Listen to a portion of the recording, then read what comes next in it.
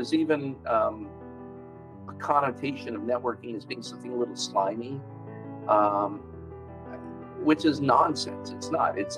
What I think it is, it's having a purposeful conversation that can be for the benefit of both parties.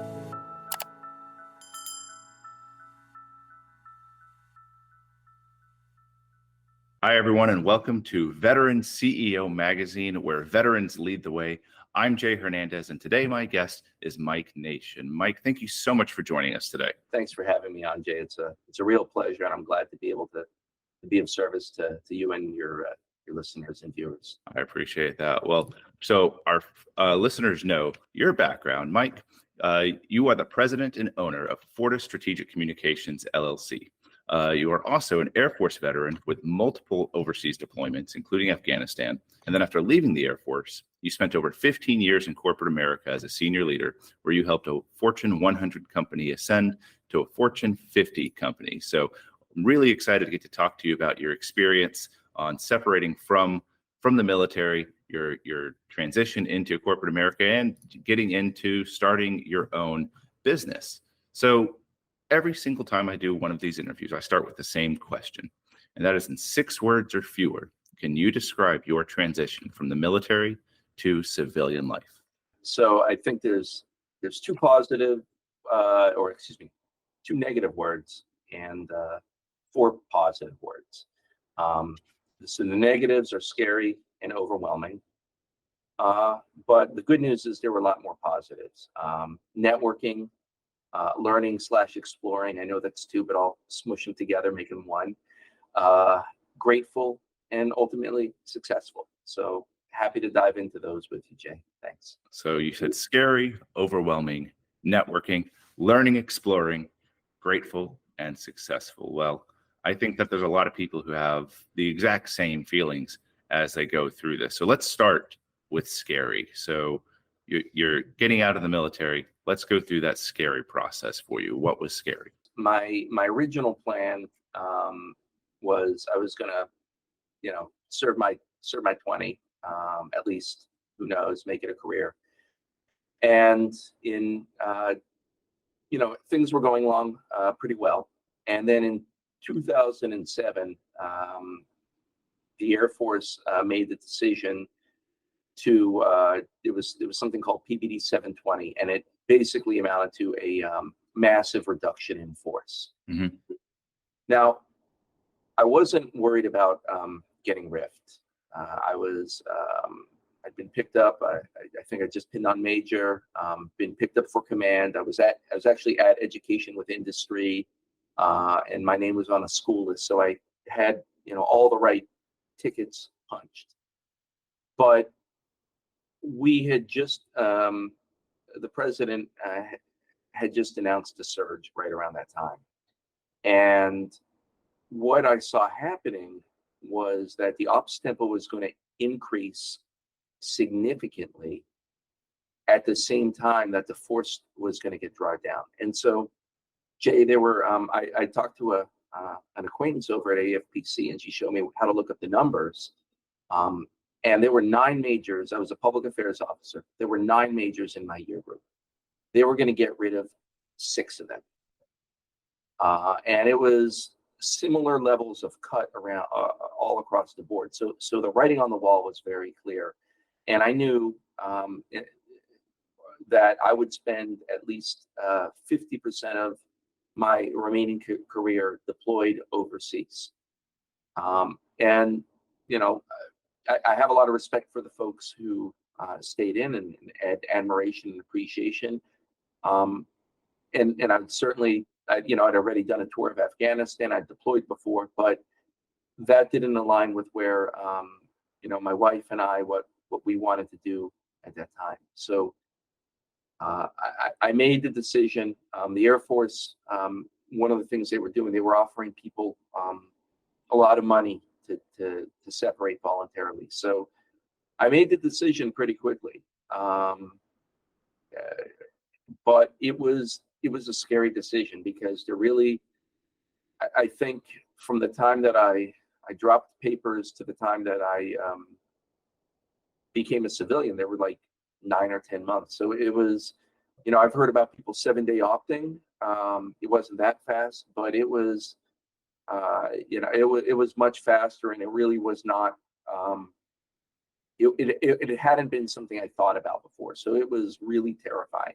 I knew that was the right thing to do, but there was just a lot of fears that I think perhaps, and I'll also say this: if your listeners don't necessarily have these concerns, then maybe they should be thinking about them. But like, how am I going to get a job? Where am I going to? And this sort of scary and overwhelming blend together. But like, I don't know how to get a job. How do I do that? The Air Force told me what to do. The closest that I would come to getting a job was I'd try to work this assignment or that. But I had a job. How do I get a job? Where am I going to live? Air Force told, like, all these sort of basic things, down to believe it or not, like, what am I going to wear? Like, legit, like, I was never much of good with fashion, and fortunately I didn't have to make a lot of fashion choices in the Air Force. But all these sorts of things that were really, it was just a lot to process, and it was very scary. And thinking about that, and then at least my mind sort of went to worst case scenarios. Okay, what if I don't get a job? And unemployment, all these horrible thoughts, which maybe they weren't rational, but they're, at least for me, they're human, and I think other vets I've talked to, it's natural. And it can be scary, and that was the first thing. So much just in that real reaction on how people feel when they get out, and different people get out at different stages in the career. Something that you mentioned that's so interesting is being aware of just what the situation is like where you're at. I think in ideal conditions, people are able to say, okay, I did 20 years or 30 years, however long, and they've got the whole planned out thing ahead of time. But it doesn't always work out like that. Yep. Having an idea for the market sometimes doesn't go according to plan. And then you also mentioned pretty early on about making that decision for your family.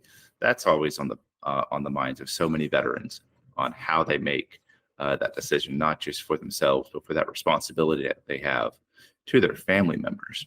So as you were talking about all of these very real, very scary things that a lot of veterans go through, how did you deal with those? How did you deal with those thoughts? I'll answer that question two ways. The short answer is I sort of muddled through. And I did things like I was working out. I still work out, but it's like working out obsessively to help deal with that. But if I could go back in time, and 2024 Mike could talk to 2007 Mike, the thing I'd say is, dude, go talk to somebody. Like, go talk. Like, it's okay to get help. In 2007, there was a stigma in the military and in the veteran community against doing that. I think it's still there to a small extent, but not what it was. But that, I think the thing is realizing that these feelings are natural. They're, as you said, they're human, and it's okay. And just like, if you break your arm, you go see a doctor. If your feelings are a lot and they're there, go get help. It's okay.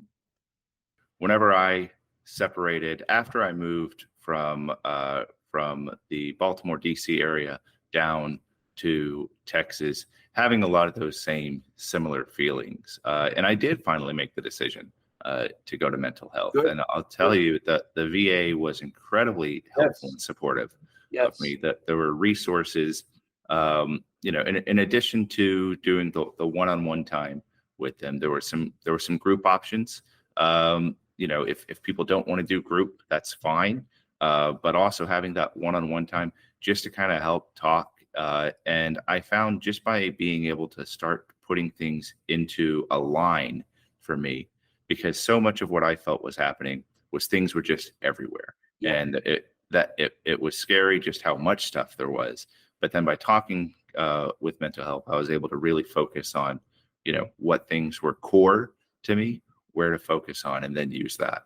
Kudos to you and everybody out there. And it is, when you need help, getting help, it is a sign of strength, not of weakness. It is a sign of strength. And anybody who says otherwise doesn't know what the bleep. Yes, sir. Yes, sir.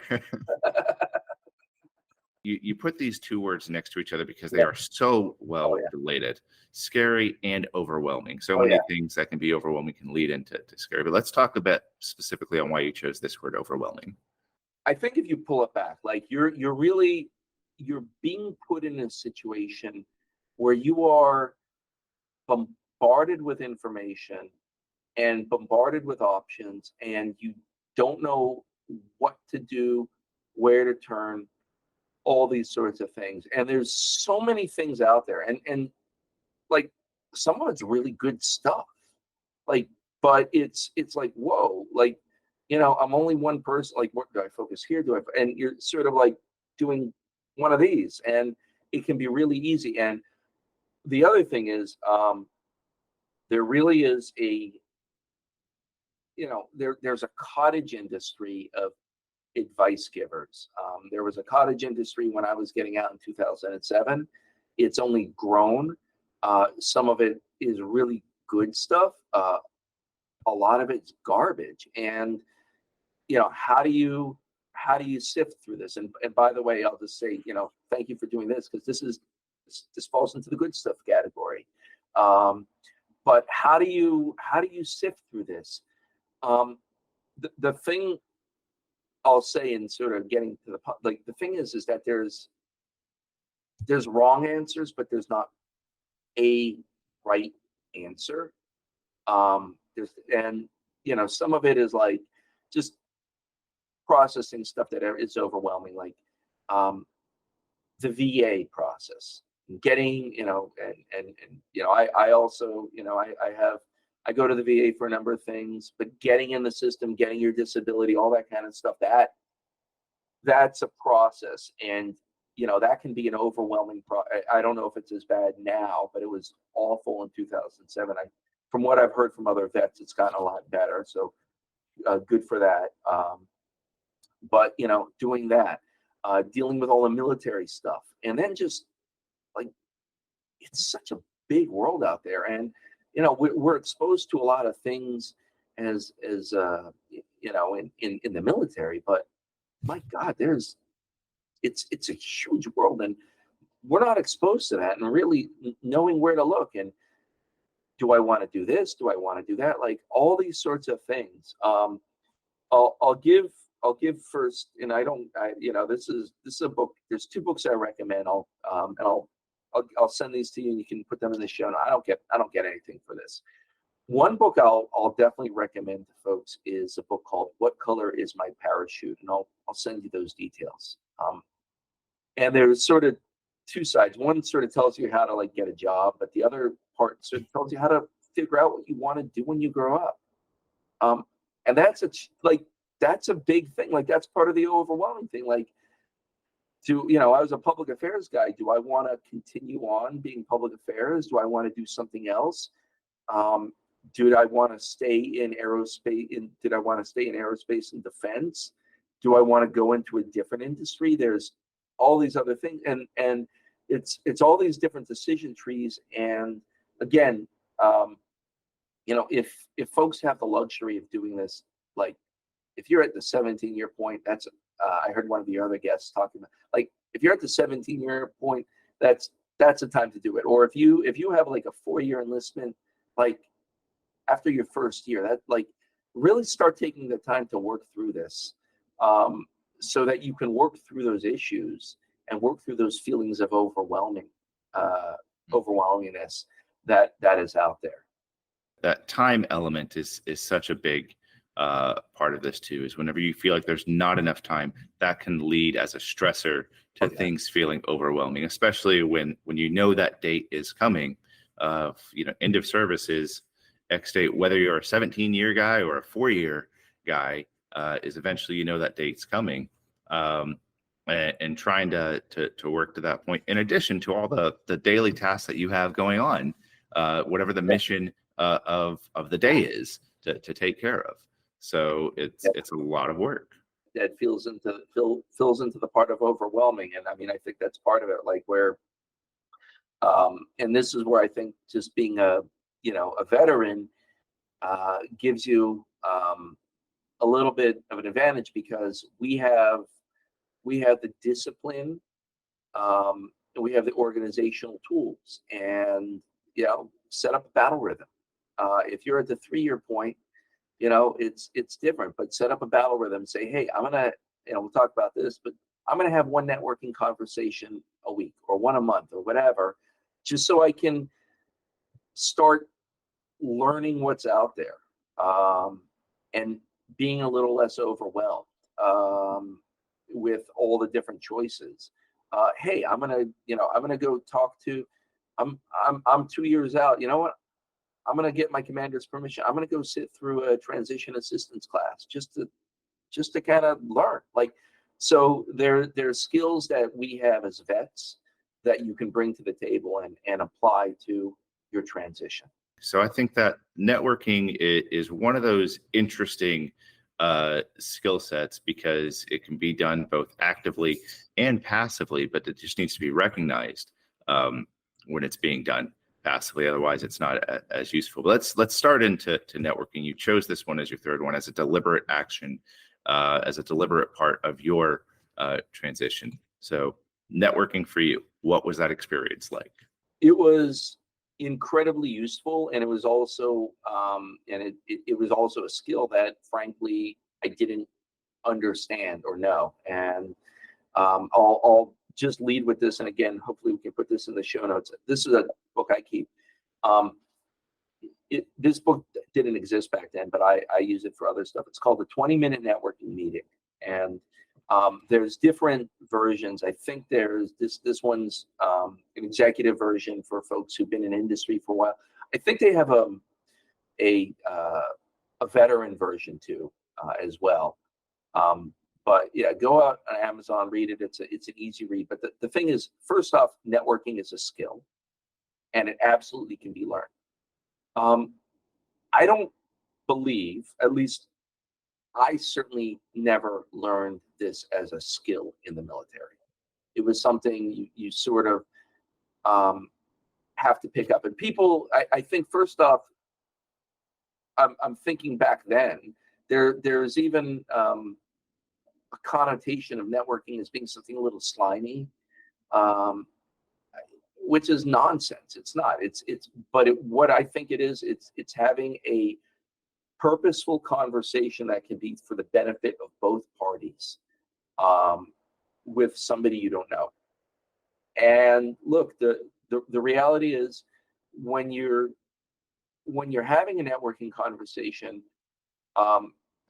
you're really doing three things, right? You're looking for, in my mind, you're looking for three things, and I didn't make this up, but you're asking for advice, information, or a referral. The first thing is, hey, well, let's start with information too, right? Like if you're doing this perfectly, let's say you're 3 years, 4 years out, like the information you're seeking is like just what's out there. What does the world look like outside when I take off the uniform? And you want to get those perspectives, and the best way is to have conversations. Hey, I think I want to be a financial advisor. Okay, cool. Well, you read an article about it. Well, go talk to a financial advisor. What do you do? What's a day in the life? Like, get those perspectives, and don't just get one. So that's one thing. The other thing, the asking for advice. Hey, this is a little more targeted if you're sort of looking for something specific. But hey, what would you do if you were in my shoes? Hey, I want to be a financial advisor. I've been a infantry officer my entire career. What advice do you have for me? Okay, well, that's a good question, because they may, that may prompt a series of discussions, and they'll ask you, hey, you need A, B, C, D, whatever credentials you need, these kind of experiences. And then the third thing is a referral. Who else should I talk to? And maybe they'll give you a name, maybe they're not. Because this is the thing about a networking engagement, right? You're exposing yourself to other people, but they're making an evaluation of you. Do I like this person? Is this person a jerk? Am I comfortable introducing this person to somebody else I trust? Because if I am not, this person is going to embarrass me, and it's going to be a reflection on me. You'll notice the one thing I didn't say comes out of a networking conversation. You're not saying, "Can you give me a job?" Mm-hmm. You don't ask that. It's the sort of thing where, if you're doing the networking right, and again, I encourage folks to read this book or another book like it. It'll help you understand that you're going to learn something, and then you can make some decisions based on that. But it's really valuable, and you'll just learn all sorts of things. And that's I did a lot of networking, and I learned a lot about a lot of I still network. I was at a networking event last night for my business. Same thing. It's really just about building those relationships, and that's key. It's not a transactional thing. It's a relationship thing, and helping people understand. The other thing I'll say is, in a networking meeting, the very last question you should always ask in a networking meeting is, how can I be of service to you? Always ask that question. First off, 99% of the networking, people who have networking conversations, 99% of the time, the people don't get asked that question. So it takes them aback in a good way. The second point is that sometimes you'll get some really interesting and wonderful requests. I had the best thing. I had a networking conversation not too long ago with somebody, and we were talking about business, all that kind of stuff. And then I said, well, I asked him that question. He said, my daughter's a senior in college, and I do strategic communication, and he's like, my daughter's a senior in college. Can you just talk to her? She wants to be a PR person when she grows up. I'm like, absolutely. And Jay, I spoke to her, and it was one of the sweetest and most, like, the questions she asked were just like, they were just wonderful questions. And I it was one of the nicest conversations I really had in a long time. Like, this young woman's enthusiasm and her energy and her passion, and just the questions were so, I was like, yeah, this is why I do what I do. It was wonderful. So you really get a lot from this stuff. You're the first person I've heard talk about networking, not just as a skill, but really with like specific things and steps to do within networking. And I think a lot of people, when you mentioned there's kind of that stigma where people think it's just asking for you. It's a whole different approach. It's a relationship thing. Those pieces of how to do networking, asking for information, advice, and referrals, but then also following it up with how can you be of service to someone. I think that's something that a lot of people, as they go into networking, is a good structure for how they could approach it while they're still in the military, when they get out of the military, just a constant thing to keep working. I think networking is really, it's a skill, and you can use it while you're wearing a uniform and out, and it's just a really good, it's a skill that will pay huge dividends, maybe not financial, but just emotional and from a relationship standpoint. And we could devote hours, I'm sure there are, just to the value of networking. But yeah, it's great. I'm a huge fan of it. And a lot of what, as you're networking, I know that you're also building those opportunities to then learn something new, which ties to your next point, learning and exploring. So why did you pick these words, and how was that part of your journey?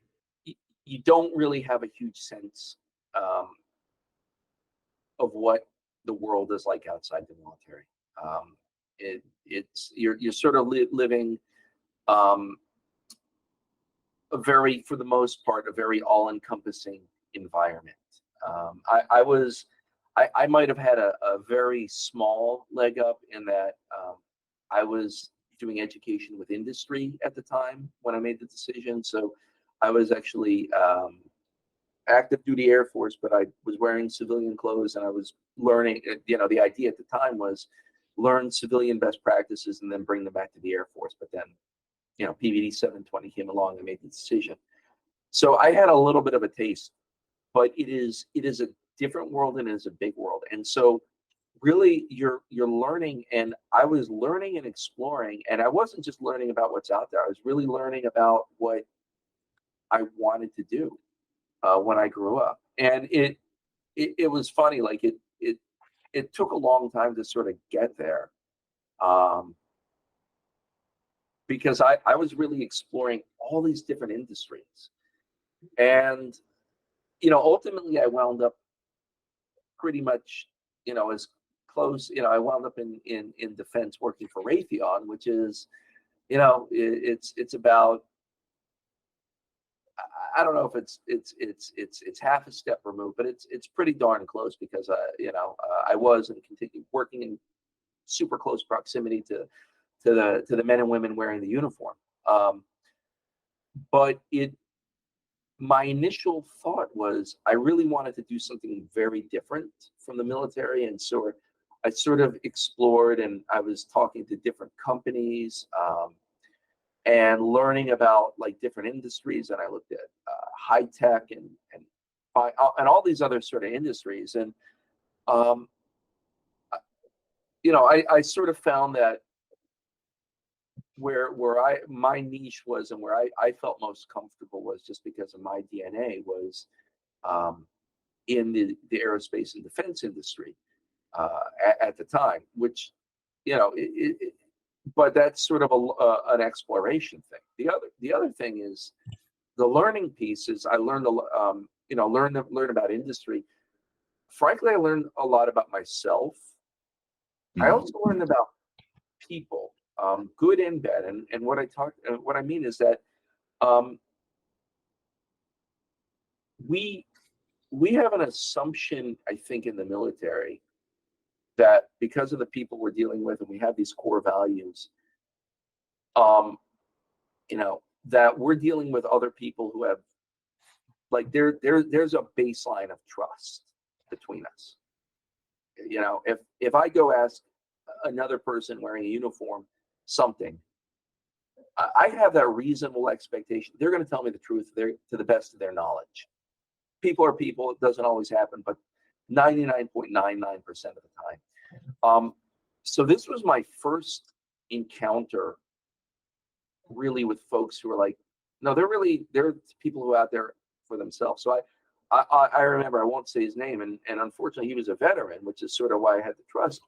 I asked him about, I thought, okay, I really want to do public relations, communications.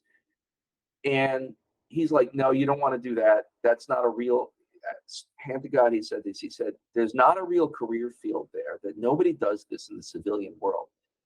Well, the guy had an agenda, right? He wanted me, and he was a slime bag. He wanted me to come work for him at his startup in San Francisco, and probably pay me a pittance too. And doing like a specific PM sort of thing. So he was giving me like this false information. I mean, he was just flat out lying to me. And that was a good learning experience as well. And, that's why, again, networking, right? Because I'd had enough conversations where when he told me this, I'm like, that doesn't sound right. And then I spoke to some other folks after, like, now this guy's a flat out liar. But so sort of learning about people, exploring and all that sort of stuff. But it was a really good learning. And a wonderful exploration process. That's such a fascinating thing, is because of the work of networking of other people, you already were able to identify when something wasn't necessarily as it seemed, as it was being described, because you had other people that you could then go back and fact check on, and that everything that you've given so well interweaves with each other. So the learning and the networking part as well was able to give you that chance to then go and see really if it was, true or not, and then make an informed decision off of that. And I think that's something that veterans can kind of note too, is as they go through this experience of transition, knowing that they're going to encounter experiences that they may not be the subject matter experts on, they may not know anything on, but to go back and ask questions about it. I mean, whether it's your family or friends, but certainly looking into these peer groups that you network with can help you along that learning and exploring process. And Jay, I think that's a good one. And if you'd asked me for a seventh word, it would have been humility, right? Because you really do have to approach this. You have to approach this with humility. Like you just again, it's just knowing and being comfortable with that. Like you're not the expert. Wonderful. You might have been like a flag officer, or you might have been the best at whatever in your battalion, whatever. It doesn't matter. You're not the expert, and that's okay. And that's one of the beauties, and that's why you're going there and you're learning and you're doing all these things and taking it in and really learning about all this sort of stuff out there and learning about other things that you don't have exposure to. I think that ties into our next point on being grateful. Yeah. So what were the things that you were most grateful about during your transition? When you're networking with people, like especially like as a veteran, people like you'll encounter, like there's going to be plenty, you send out emails or however you're reaching out to folks. A lot of folks just aren't going to respond. That's fine. That's there's life gets busy. But the folks I had conversations with were so kind and so generous with their time. And really, I mean, if I had to list the names of people, we'd have like a huge, it'd just be like a list of names that don't mean anything to the people there, but just people that really gave me good advice, gave me information, gave me good referrals, and really helped me think this through and transition and ultimately get a role that was a really good fit for me and gave me an opportunity to do some good things. It takes a village, and there's just a sense of gratitude toward it. And the thing that people said to me and that it stuck with me, and I'll say this, is that you certainly can ask people what to do. The one thing I heard from others consistently, and I take to heart, is pay it forward. And that's why, like, I don't, I try to help other veterans or whatever when I'm doing this, but I definitely believe in karma, right? And I'll just tell you a story. So there was a few years ago, there was this college senior who reached out to me on LinkedIn. She was at my alma mater. She found me and she wanted to have a conversation about, going into the Air Force and the defense industry. So I talked with her, and I kind of forgot about it. This was like 10 or 12 years ago. And then about a year ago, I needed to reach somebody in a specific company. And so I go to LinkedIn and I'm like, okay, who do I know in this company? And it's this woman. And I'm like, how do I know you? And I went to the LinkedIn messaging and I'm like, okay, wait, I spoke to you like 12 years ago. So I messaged her on LinkedIn. Okay, check this out. she was on maternity leave, okay? Like, she had just had her first kid on maternity leave, and she got back to me within like a day, and we did a call like while our kid was napping. Like, that's like, you know, I didn't have any expectation, and she certainly didn't need to do any of that. But like, it's just you just want to pay it forward. But there's just a sense of gratitude. There's a lot of really good people out there, some not so good, but I think the good people, and especially, there's a lot of people who want to help vets out there that will make an effort, and so there's a sense of gratitude that I have a profound sense of gratitude. Oh, it's such an important part too, just as you go through these different steps, knowing that things aren't necessarily owed to us as veterans. So being grateful for that. There's so much great experience that we get that's applicable into the civilian world as we transition from our military careers into the civilian ones. But being grateful for those opportunities, the people we meet, the things we're able to learn along the way. Those pay dividends, maybe not immediately that moment, but they can pay dividends so long down the line, because people will remember how you treated them more than anything. If I worked with someone and I remember that guy was just a total piece of work, and I get a question from that person 10 years down the line, I'll be less inclined to want to be helpful, even if I have that. And so people will have that same opinion of us as we go. Absolutely. Yeah, it's well said. Well said. Well, now we get to the last word of the 6 you've done, and we mentioned at the very beginning, you've successfully started up Fortis, taking Raytheon, which was already such a big company, as a senior leader, and then helping it ascend even higher. Successful as your transition. So you really have two major transitions here. Your first one into the corporate world, and then a second one into entrepreneurship. So tell me how you were successful in getting into these parts. So ultimately, what happened through networking, I encountered a gentleman who unfortunately passed away not too long ago. It's a retired colonel by the name of Dave Shea, who was sort of a legend in the public affairs community. And then he got me, I'd reached out to, I joined the Air Force Public Affairs Association. I reached out to I think I sent legit, I sent letters. And that was by design, right? Because letters are very rare. People don't get letters in the mail. So I sent legit letters to these people. And then I followed up with a phone call, like a week or two later.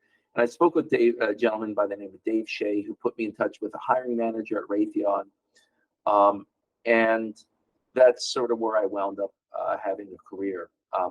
One thing I'll just maybe a sidebar is, when you're interviewing with a company, it's as much you interviewing them as they interviewed you. And you have to keep that in mind. Because the way that a company, the way they treat you during an interview, that's going to reflect how your experience there is. So trust your gut. If your spidey sense is tingling, believe it. And then, we can talk about that. I've got some boy, did I dodge a bullet type of stories. But, I wound up going to work for Raytheon, and it was a wonderful run there. I did a number of different things. I stayed with the company, transferred, took a bunch of different roles, wound up becoming an executive there. And then so that part was successful, and I felt very fortunate in that regard. And then in 23, they and it was shades of PVD 720 again, right? They the company had in 2020 had merged with United Technologies, And then in 2023, there was sort of a consolidation, and they offered executives very generous severance packages. And I was sort of at a point, and my boss took the severance package. The other executives on my peers on the same leadership team, we all took it. And I made the decision. And again, it was a fast. This decision I made in a weekend. With my wife, we were just kind of weighing the pros and cons to take the severance package. I did not, so my initial plan was to, become a quote unquote consultant and then go work for another large defense prime or something like that, which is sort of the natural path. But then two things sort of happened. I started, and again, going back to great networking, learning, and exploring, grateful. I mean, all those same things are exactly the same. Maybe a little less scary over a little less, but certainly all of those. But I wound up actually starting doing work for different clients, and I'm like, oh, this is really cool, and I'm really enjoying it, and I'm able to make a really good contribution helping these clients in the aerospace and defense sector, some of the commercial aerospace and the high tech sort of stuff. Really enjoying that. Still continue to interview, but I was offered a role at one of the primes. I'm not going to say who, and it was a good role, and I'm like, I think I'm good for now. I also continue to interview, but the consulting has given me the luxury of like, no, if it's not the right fit, and there have been just some downright scary, scary companies, and like, whoa, you guys are awful. Mm-hmm. But so I really, my decision was to really focus in on the consultancy and really grow that business. And I feel very blessed, very grateful that I've got wonderful clients through networking. Yeah, I've got a website because it's 2024. You have to. But the only people, the only inbound emails I get from the website are, my friends trolling me and people trying to sell me stuff. But it's networking and all these other things. So it's a wonderful opportunity, and I feel very blessed and grateful that I'm able to help companies this way. So, as we're talking about being successful, so many of these things that you talk about really came from that experience that you had, where you were able to then go through and look back at your network and have that advice and information and the things that you've learned. But you also mentioned about that gut feeling and how important that is. And I think that's an area to really stress, because I find that a lot of people will go through this transition process, and there'll be different opportunities for them. And there's information that they have to consider, again, using those networks and their learning experiences over time, but to trust in that gut and what it means for them. Because I personally have had those experiences where there was a job that perhaps seemed really good, but I got that same gut feeling, and ultimately what I determined it was the culture wasn't the right fit for me. Where whether it was myself into them or them for me, is that for me, I felt that it would be a culture mismatch to where we just wouldn't be able to work through things, even if everything else, the experience, everything else seemed right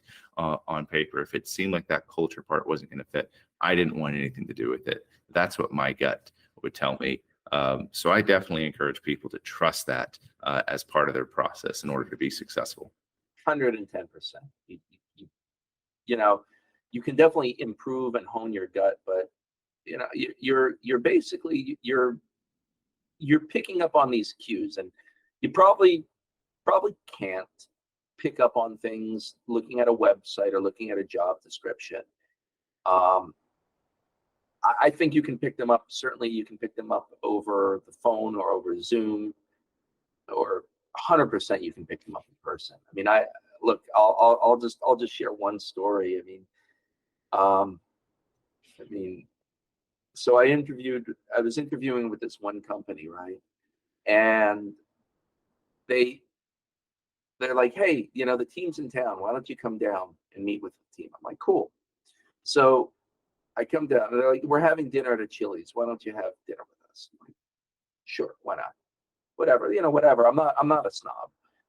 So I get down there, and it was like the weirdest thing. And so then I get there, they don't ask me if I wanted anything to eat or drink. So then I'm like, okay. And I thought they literally invited me to, they didn't ask me for that. And then, so I flagged the waitress. I order a Diet Coke. I'm talking with them, blah, blah, blah, blah, blah. And then like, okay, well, hey, we really appreciate you coming out. Thanks for your time. They didn't even offer me an appetizer. And then they didn't even, I picked up the tab for the Diet Coke, $1.29. I mean, like, it's just like, wow, you guys can't even spring for a $20 dinner for me at Chili's, or pay $1.29 for my Diet Coke, or have a base and decency to offer me a drink of water, or ask me, and you guys are going to be my coworkers? Hard pass. Funny story. Fast forward a few years later, I'm talking to this same company. They've been acquired and something like that. And we got to the stage of salary. Like, I'm like, this company been acquired, and they were off by, they were like, I'll say about $90,000 to $100,000 low, like what the industry standard was. Like, and all the same red flags where they're different people, but trust your gut. Trust your gut. That industry standard question. So salary, that's a question that I think a lot of people don't know how to approach. Is what is the reasonable expectation for salary when I get out? And that can be difficult, because that range, I have seen jobs that have what you're talking about, almost $100,000 range in their salary, which is huge. And how you're trying to pinpoint exactly what the company actually wants to offer. Just a spoiler alert for people, it's usually on the low end. But in order to be as successful as possible in your own salary negotiations, you got to know what the market standard is. You got to know people who are in the business doing similar things, and it can be a difficult question to ask them. If I were just to go up to someone and say, hey, how much do you make? That's an awkward question. It's off-putting. It puts people on their heels. But if you're approaching it from I'm trying to learn more about the career field and what it looks like, that's a better way to approach that, to ask those questions, so you can have an idea what the industry standard salary is as you're going in, so you can ensure that, one, you're not getting lowballed, or that you're getting paid appropriately on it. But two, it can give you an idea of what the company understands and where they put their value on whatever job you're doing. Because I found when companies massively are undervaluing what they're paying for something, that's indicative of how you could expect to be treated at that company as well. So well said. And I think the other thing too, and just when you're having the networking conversations, don't say, hey, hey, dude, how much do you make? Say, hey, if you sort of have a role dialed in, and but just ask what's the salary range, and they'll share with that. And can you give me a salary, what the industry standard is? And again, you sort of triangulate through that. That's probably the best way to do that. Obviously there's websites and all that, but as Abraham Lincoln once said, you can't believe everything you read on the internet. So, it's really just having those conversations with people to get an understanding. And then part of that too is understanding what goes into a compensation package. Like, if you're looking at like a startup or something like that, salaries tend to be lower.